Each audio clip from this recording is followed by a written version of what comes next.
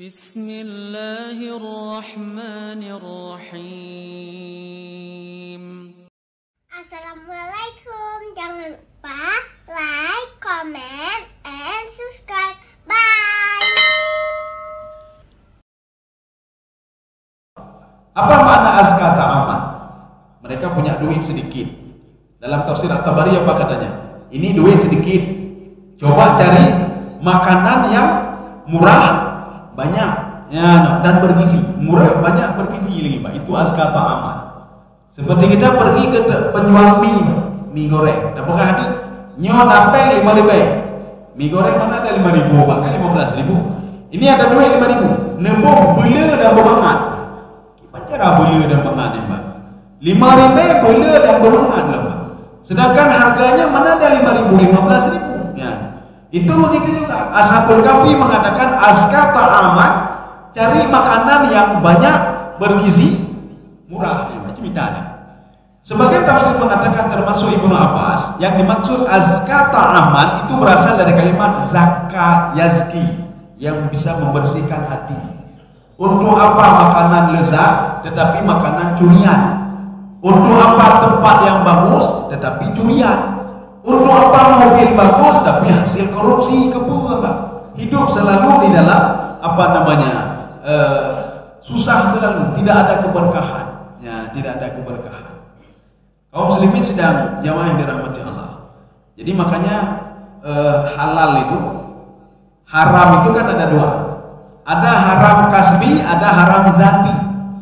Dari kasbi dulu. Jadi jangan kita katakan ini halal, ini tidak haram. Kambing halal, ini halal, semua halal. Maka kita bagi dua. Haram itu ada dua, ada haram zati. Maksud haram zati, benda itu sendiri yang haram. Ya, benda itu sendiri. Apa yang haram? Babi haram, nyambui haram. Ase haram, hanya baca ase. Walaupun kita panggil ulama 100 orang ulama, anda sebeli dia, anda baca, anda takbir, Allahu Akbar, Bismillah, tetap haram babi ini, tetap haram. Negara ulama-ulama hebat boleh juga penghafal Quran, you sebeli bui, Pak, tetap haram bui itu, Pak. Tak bisa berubah hukumnya, kecuali nanti ada satu lain hal. Apa itu? Mudarat. Ya, nampak. Kalau sudah mudarat nanti muncul sebuah kaidah, ad-daruratu tubihul mahdhurat. Darurat itu tidak ada masalah. Ini namanya haram zati. Yang kedua, haram kasbi. Bagaimana haram kasbi? Cara memperoleh barang itu yang haram, walaupun bendanya halal. Contoh, kita bawa pulang ayam ke rumah, ya nama ya nampak. Atau kita bawa pulang kelapa, atau bawa pulang sayur. Cara memperoleh sayur itu yang haram. Bagaimana haram? Ketika kita turun dari gunung, di Lampung kau tak oleh Pak. Alhamdulillah, memang rezeki yang najiuh dari Idul Adha. Repoh Pak, buah kelapa jatuh. Alhamdulillah, Allah kami depu menyo rezeki lu. Gimana rezeki kita nyoboh Pak? Itu kan kelapa orang lain. Itu kan punya orang lain sayur itu. Atau kita apa? Memperoleh, kita bawa pulang ke rumah tadi, bawa pulang roti, kita peroleh dari uang haram. Tak pengegau. Kita korupsi, kita beli roti tadi, Pak. Maka roti itu memang halal, cara memperolehnya haram, maka dia tetap haram. Kalau kita mengkonsumsi yang haram itu, maka tubuh kita dipenuhi dengan yang haram. Dan Rasulullah mengatakan, di dalam tubuh manusia yang ada satu tetes daging darah haram, maka fanaru aula bihi. Neraka lebih bagus masuk, lebih bagus untuk dia. Artinya dia harus masuk ke neraka dulu sebelum masuk ke dalam surga. Ini makna kulu min thayyibati ma razaqnakum. Oh, apakah di dalam Taurat itu ada halal haram? Ada, kenapa tidak ada? Ya, Pak. Bahkan di dalam Injil ada halal, ada haram. Cuma begini masalahnya. Dalam Injil dan Taurat itu perjanjian lama itu sudah diotak-atik dan dirubah-rubah. Apakah tidak ada masalah ini kambing haram ini? Ada enggak? Ini yang halal, binatang halal ini binatang ada enggak? Ada, kenapa tidak ada? Salah satunya apa? Yang ada di dalam Injil. Babi haram, itu jelas dalam Injil, babi haram. Dibuat dalam kurung oleh mereka. Ya, jadi artinya apa? Diotak-atik. Babi liar. Dipegang dengan bui liar, babi liar. Maknanya apa? Ketika mereka makan babi, kita tanya, kenapa makan babi? Yang haram itu babi liar. Kalau babi yang diternak, ya babi yang diternak sendiri di rumah dan lain sebagainya halal, Pak. Ini kan artinya sudah mengotak-atik hukum. Dan ini ada semua di dalam Taurat, dalam Injil, dalam Al-Quran juga lebih lengkap lagi, bukan tidak ada. Jadi makanya mereka tahu halal haram itu, mereka tahu. Cara memperoleh yang haram juga mereka tahu, bukan tidak tahu. Karena sudah waktu itu Bani Israel minta kepada Nabi Musa alaihissalam. Apa permintaannya? Kalau bisa kami ada panduan. Ya, makanya Allah menurunkan Taurat kepada Nabi Musa alaihissalam yang menyuruh untuk salat, menyuruh untuk puasa. Puasa karena apa? Karena puasa. Salat, puasa, bahkan dari Nabi Adam sudah mengenal puasa. Beda pikir katanya puasa, katanya udang, tidak. Sudah mengenal puasa sejak Nabi Adam alaihissalam. Sudah, ini poin yang ketiga. Sekarang kita masuk poin yang keempat. Wa ma zalamuna walakin kanu anfusahum yadhlimun. Ya, coba dibacakan. Tidaklah mereka menzalimi kami. Ya. Mereka tidak menzalimi kami. Apa maksud mereka tidak menzalimi kami? Kami yang dimaksud di sini adalah Allah sendiri, Imam. Jadi nggak ada kami itu, nggak ada dalam bahasa kita. Kan kami lebih daripada satu. Kami berdua, kami bertiga, kami berempat. Di dalam bahasa Al-Quran atau bahasa Arab, kami itu maknanya bisa dua. Yang pertama, lebih daripada satu juga kami. Kemudian apa? Kalau satu orang dikatakan kami, kata Imam Baydawi, itu litakzim, untuk memuliakan. Maknanya mereka itu tidak menzalimi saya. Apa maksudnya? Ini kalimat ini kan kalimat pendek. Maka Imam Baydawi mengatakan fihi ijaz qisar. Di situ ada ijaz sehingga kalimatnya pendek. Kalimat panjangnya kekafiran mereka, mereka tidak mengakui nikmat yang aku berikan. Ya, bukan berarti itu semua tidak menzalimi saya, tidak ada pengaruh sama saya sedikit pun, kata Allah. Mereka tidak mau salat, tidak ada pengaruh sedikit pun bagi saya. Ini makna wa ma zalamuna. Jadi bukan zalim, bukan kita seorang menzalimi Allah, tidak. Contoh lain. Seorang guru ketika dia itu jadi wali kelas atau seorang guru sedang mengajar di dalam kelas. Tiba-tiba muridnya mengatakan apa? Kata muridnya kepada teman-temannya, besok saya nak mau masuk. Bajera gurunya. Hai ilun demong lu, ya bajera. Besok nak masuk dia apa? Hari selanjutnya nak masuk juga. Akhirnya hari ketujuh dia balik ke kelas. Apa kata dia? Bajera guru, 7 hari saya tidak masuk. Ya, dia ingin apa? Ya bajera guru, Pak. Ya bajera guru. Rupanya yang rugi bukan gurunya, dia sendiri yang rugi, Pak. Kenapa? Ketika ujian dia tidak tahu. Pelajaran selama 7 hari ini tidak diikuti, Pak. Maka murid itu sebenarnya tidak menzalimi guru, bahkan murid itu menzalimi dirinya sendiri. Ya, kalau kita tidak salat, kita bukan menzalimi Allah. Nggak ada hubungan apa namanya Allah dengan ini kita. Allah nggak mau ibadah kita, Pak. Bahkan nggak perlu dengan ibadah kita. Kalau kita salat, yang untung kita sendiri. Kalau kita tidak salat, yang rugi juga sendiri. Kalau kita ghibah orang lain, yang rugi sendiri. Kalau kita tidak ghibah, yang untung juga diri sendiri. Kita bersedekah, yang untung kita. Tidak bersedekah, yang rugi juga kita.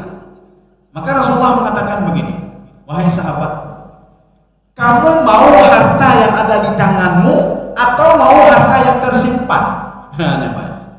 Sahabat mengatakan, ya yang jelas di tangan ya Rasulullah. Kalau kamu mau harta yang ada di tanganmu, bersedekahlah.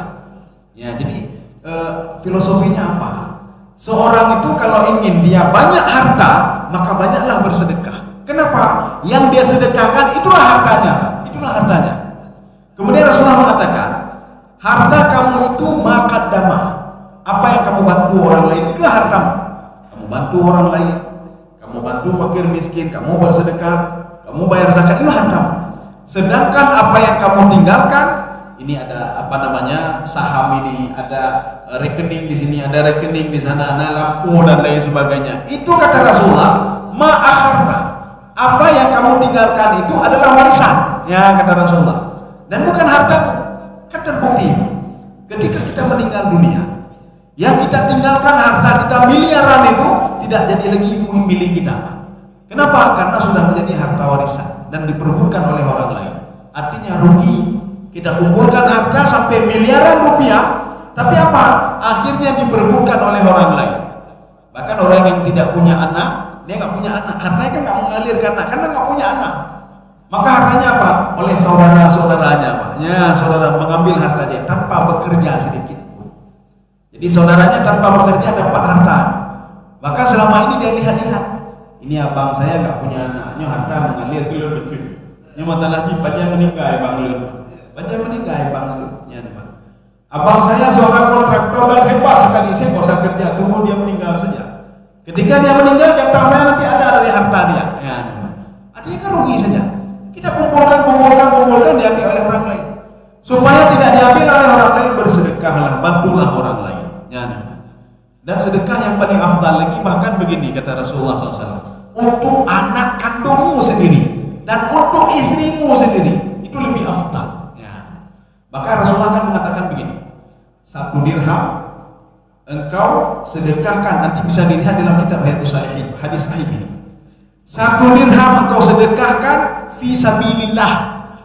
1 dirham engkau sedekahkan pada anak-anak yatim piatu, anak yatim, fakir miskin. 1 dirham engkau berikan kepada anak kandungmu. Saya bersumpah demi Allah kata Rasulullah, 1 dirham untuk anak kandungmu lebih afdal daripada kamu berikan fi sabilillah dan kepada fakir miskin, lebih afdal kepada anak. Jadi makanya ketika kita menyekolahkan anak, berapapun habis duit, habis gede, itu sedekah kita untuk anak, habis gede, itu lebih afdal daripada kita menyekolahkan orang lain tapi anak hati bulan. Kok kita dapat bulan? Kita sekolahkan orang lain sudah hebat, anak kita sekolahkan hebat. Ya. Jadi makanya untuk istri begitu juga, untuk istri. Jadi bukan berarti nanti begini, nafkah suami kepada istri itu tetap walaupun istri sudah punya pekerjaan, demecok, ya memang, atau dia jualan.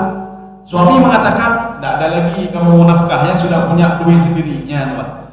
Tidak ada istilah begitu.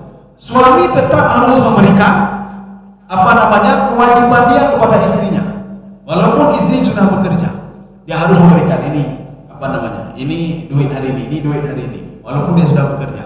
Kenapa? Kewajiban seorang suami. Jadi tidak anak joli karena kerja. Itu punya dia sendiri. Sekarang yang dari kita berikan ke dia mana? Maka wajib seorang suami itu memberikan nafkah kepada istrinya. Ini ada duit sedikit untuk beli sayur, ini ada duit sedikit. Ya, gitu. Kaum muslimin sedang jemaah yang dirahmati Allah. Rasulullah mengatakan juga dalam kitab Riyadhus Shalihin itu, hadis ini sahih juga. 1 suap nasi yang kamu berikan kepada istrimu itu lebih afdal, sedekah lebih afdal katanya. Jadi apa? 1 suap nasi yang kamu berikan kepada istrimu, maksudnya apa? Kamu nafkahi istrimu. Ya pikir kau menumpang, ya pikir sebulan kagak di bulan, aja di bulan. Ini roh merara, indang roh merara, mepeng uang untuk belanja aja lah, Jadi artinya berikan kepada keluarga sendiri lebih afdal kata Rasulullah. Bahkan sama seperti sedekah. Sedekah yang kita berikan kepada kerabat kita yang dekat seperti adik kandung kita, itu lebih afdal dibandingkan berikan kepada orang lain. Kenapa afdal? Kalau kita bersedekah kepada kerabat, pahalanya 2. Yang pertama pahala menjalin hubungan silaturahmi, yang kedua pahala sedekah. Kalau kita berikan kepada orang lain, pahalanya 1, pahala sedekah saja dapat, lain tidak dapat apa-apa. Ini yang dimaksudkan dengan wa ma zalamuna. Perbuatan mereka itu, ya kita mengambil tafsir Baitawi saja, Pak. Anna kufrahu, kekafiran mereka itu, mereka tidak mau mensyukuri nikmatku kata Allah, mereka tidak menzalimiku sama sekali kata Allah. Ya, tidak menguasai, tidak mengurangi sedikit pun kekuasaanku. Kita tidak salah, tidak mengurangi kekuasaan Allah sedikit.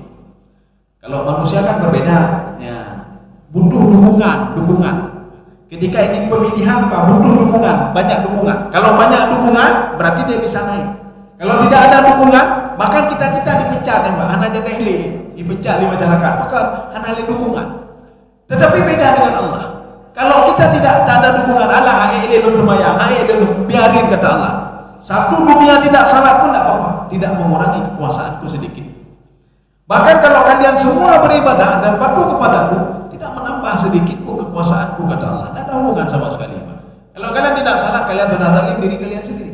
Kalau kalian salah, berarti kalian itu sudah demi kemaslahatan kalian sendiri. Ya, tidak ada hubungan dengan Allah Subhanahu wa taala. Ya, sekarang kita tutup. Walakin kanu anfusahum yadlimun. Ya, coba dibaca. Tetapi mereka lah yang menzalimi Mereka lah yang menzalimi diri mereka sendiri. Sekarang kita ingin melihat makna zalim dari konsep kacamata tasawuf. Apa itu zalim? Yang dimaksudkan dengan zalim di sini, az-zulmu huwa, zalim itu adalah zalim anggota tubuh. Ya, nampak. Jadi makanya anggota tubuh ini dia sudah keluar dari jalurnya juga dikatakan zalim. Tangan ini untuk apa? Untuk berbuat baik. Tetapi tatkala dia berbuat jahat berarti sudah zalim. Mata ini untuk apa? Untuk berbuat baik. Tatkala penyalahgunaan nikmat ini maka dikatakan zalim. Telinga untuk apa? Mendengar yang baik-baik. Tatkala telinga ini hanya untuk mendengar ocehan orang, mendengar maksiat dan lain sebagainya, berarti kita sudah zalim. Mulut ini untuk apa? Untuk ngomong yang baik-baik. Tatkala kita nyoda demena agak tak kegok macam-macam, berarti penggunaan mulut ini bukan pada tempatnya, berarti kita sudah zalim. Kalau ingin lihat zalim, lihat diri sendiri dulu, Pak. Saya sudah zalim apa belum? Oh, kata zalimnya, bukan lucu ada kau. Saya ambil punya orang lagi. Oh, saya sudah zalim hari ini. Kenapa? Saya lihat maksiat hari ini. Oh, saya sudah zalim hari ini. Kenapa? Saya ngomong saya berdusta. Saya ngomong macam-macam. Berarti sudah zalim. Ya, nama. Jadi ini makna zalim dalam konsep tasawuf, dari sudut pandang tasawuf. Jadi makna zalim itu apa?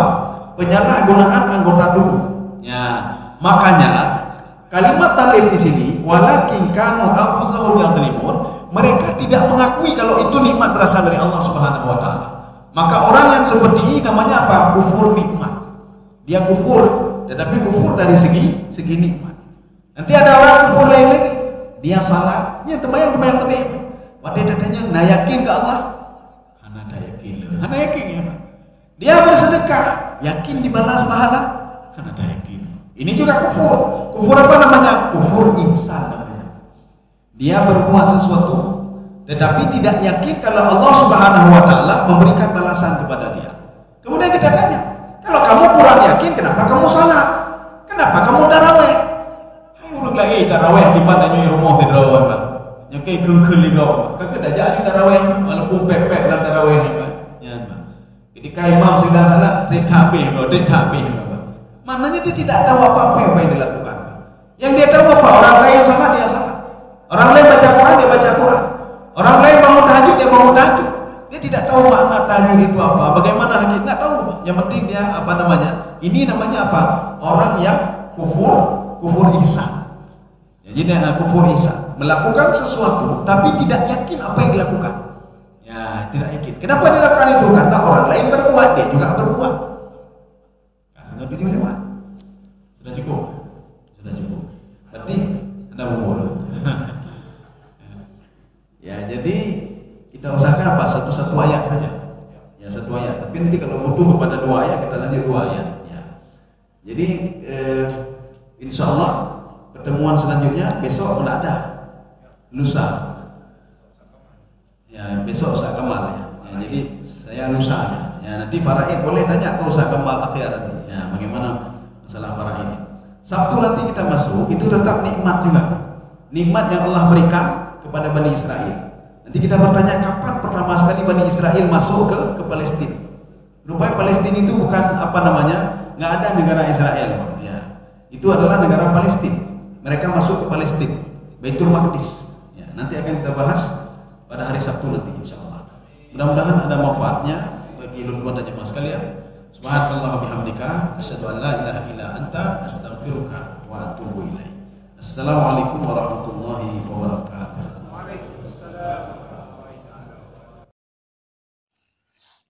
Terima kasih.